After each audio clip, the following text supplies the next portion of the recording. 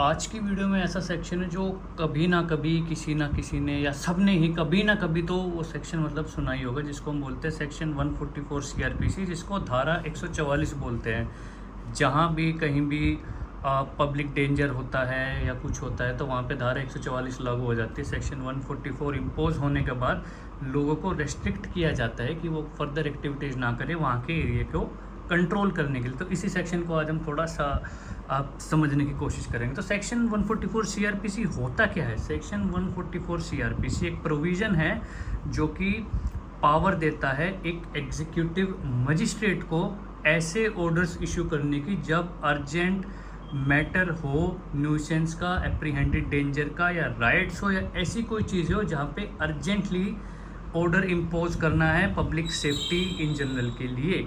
वहाँ पे section 144 empower करता है, उनको पावर देता है मजिस्ट्रेट्स को। अब एग्जीक्यूटिव मजिस्ट्रेट्स होते हैं district magistrate, sub divisional magistrate. मतलब एग्जीक्यूटिव मजिस्ट्रेट और जुडिशियल मजिस्ट्रेट में काफ़ी डिफरेंसेस है, बट वो करंट पोजीशन पे हम डिस्कस नहीं करेंगे। अभी सिर्फ इतना समझेंगे कि एग्जीक्यूटिव मजिस्ट्रेट्स यानी कि डिस्ट्रिक्ट मजिस्ट्रेट या फिर सब डिविजनल मजिस्ट्रेट, जिसको एसडीएम बोलते हैं, उनको स्टेट गवर्नमेंट पावर देती है। सीआरपीसी का ये प्रोविज़न उनको पावर देता है कि जब एप्रीहेंडेड डेंजर या पब्लिक न्यूसेंस का कोई केस आए तो वहाँ पे वो इस सेक्शन के अंडर एक ऑर्डर पास कर सकते हैं, उसको रिस्ट्रिक्ट करने के लिए या कंट्रोल करने के लिए, उसके इमीडिएट प्रिवेंशन के लिए, या फिर लोगों को उस टाइम रिलीफ देने के लिए। मान लो कि कहीं पे किसी प्लेस पे दंगे हो रहे हैं, कुछ हो रहे हैं, वहाँ पे सेक्शन 44 इम्पोज करके पुलिस को तैनात करके उसको डेंजर को रोका जा सके और किसी को कोई हार्म ना हो, उसके अंडर पावर दी गई है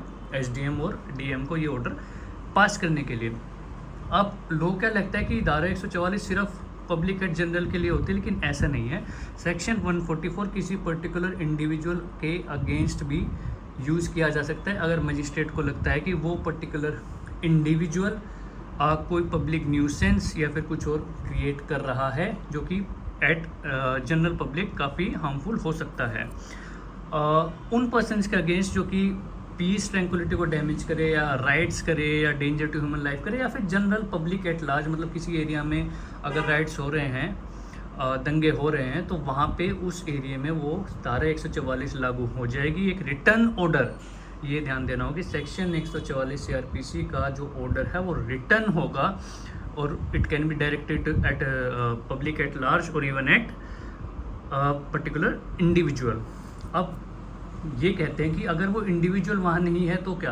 अब अगर हम पढ़ेंगे पहले लाइन तो इट इज़ रिटर्न कि अर्जेंट केसेस ऑफ न्यूसेंस में होगा। तो अर्जेंट केसेज में हम ये नहीं देखेंगे वो पर्सन या जनरल पब्लिक वहाँ आए नहीं, उनकी एब्सेंस में भी वो ऑर्डर पास हो जाएगा। 144 सब क्लोज 2 ये कहता है। अब इस ऑर्डर को या तो ऑर्डर में लिखा होता है कि कब तक ये ऑर्डर लागू, अगर नहीं लिखा हुआ है तो हम ये माने कि मैक्सिमम इसकी लाइफ 144 धारा 144 के ऑर्डर की लाइफ 2 महीने की होती है, और अगर स्टेट गवर्नमेंट चाहे तो मैक्सिमम इस ऑर्डर की लाइफ 6 महीने तक कर सकते हैं। अगर किसी पर्टिकुलर इंडिविजुअल के खिलाफ धारा 144 लागू हुई है तो वो मजिस्ट्रेट को या फिर स्टेट गवर्नमेंट को एप्लीकेशन लगा सकता है 144 सब क्लोज 7 में कि उस ऑर्डर को आप ऑल्टर कर दीजिए या उस ऑर्डर को वापस ले लीजिए। धारा 144A प्रोहिबिट करती है किसी भी प्रोसेशन में आर्म्स कैरी करने के लिए। धारा 144 से प्रोहिबिट करती है कोई भी मास ट्रेनिंग या ड्रिल ट्रेनिंग आर्म्स के रिलेटेड ऑर्गेनाइज करने के लिए जब उस एरिया में धारा 144 लागू है। तो धारा 144 मुझे लगता है कि आप समझ गए कि एक मजिस्ट्रेट, अब कुछ लोगों को कन्फ्यूजन होती है धारा 144 में 3 लोग एक साथ घूम सकते हैं नहीं, 5 लोग एक साथ घूम सकते हैं नहीं।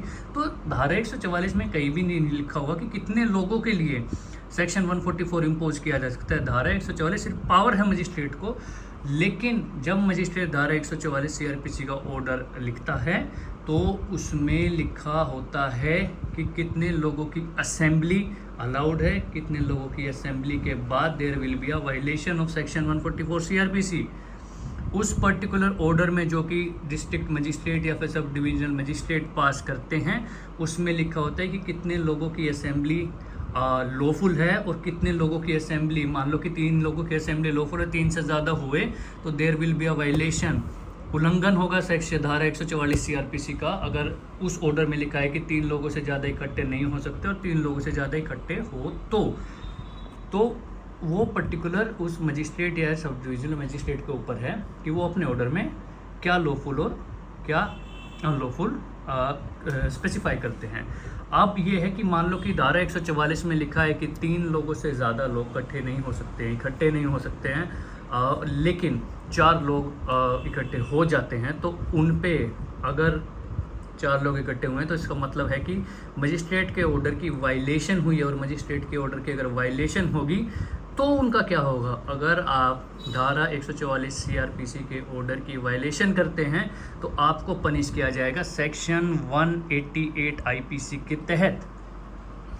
188 IPC में ये नहीं है कि धारा 144 का उल्लंघन हो। 188 IPC कहता है कि किसी भी ऑर्डर, पब्लिक ऑर्डर दिए, पब्लिक सर्वेंट जब कोई ऑर्डर देता है उसको अगर आप डिसओबे करते हैं तो आप सेक्शन 188 IPC में आपको सज़ा की जा सकती है, आपके ऊपर FIR हो सकती है इस पर्टिकुलर सेक्शन में। अब सेक्शन 188 के कुछ इंग्रेडिएंट्स हैं, जैसे कि आपको कुछ प्रीवियस सेक्शंस में बताए थे कि हर ऑफेंस के कुछ इंग्रेडिएंट्स होते हैं, तो ये कुछ इंग्रेडिएंट्स है सेक्शन 188 IPC के। पहले इंग्रेडिएंट है कि जो ऑर्डर है वो पब्लिक सर्वेंट ने पास किया होना चाहिए। दूसरा है वो पब्लिक सर्वेंट लॉफुली एम्पावर्ड होना चाहिए ऐसा कुछ ऑर्डर पास करने के लिए। मान लो कि अगर उसकी पावर ही नहीं है किसी एरिया में वो पास कर देता है ऐसा सच ऑर्डर, तो उस ऑर्डर की कोई मान्यता नहीं होगी। तो इंग्रेडिएंट ये है पब्लिक सर्वेंट लॉफुली एम्पावर्ड होना चाहिए सच ऑर्डर को पास करने के लिए।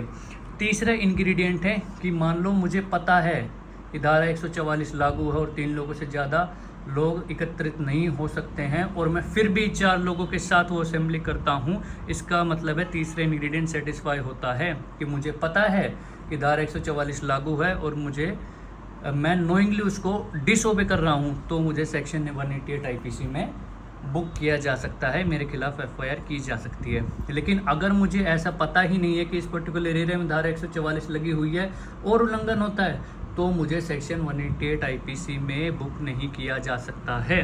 अब सज़ा कितनी होती है 188 IPC में?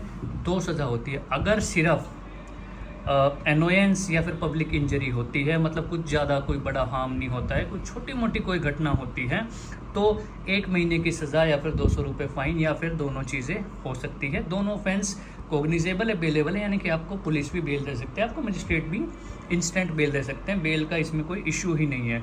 दूसरा है कि अगर धारा 144 के उल्लंघन से कोई दंगे होते हैं, है ना, कोई डेंजर टू ह्यूमन लाइफ और प्रॉपर्टी होता है, तो आपको पैरा 2 के तहत सज़ा हो सकती है 6 महीने की और 1000 रुपये की या फिर दोनों की, और ये भी कोग्निजेबल और बेलेबल है। इसका मतलब है कि आप पे FIR हो सकती है इन दोनों कंडीशंस में। तो ये एक बेसिक एक्सप्लेनेशन है कि 144 क्या है और अगर हम उसका वायलेशन उल्लंघन करेंगे तो हमें कितनी सज़ा हो सकती है, हमारे खिलाफ FIR कैसे हो सकती है, वो सब आपको मुझे उम्मीद है कि इस वीडियो के थ्रू समझ आ गया होगा।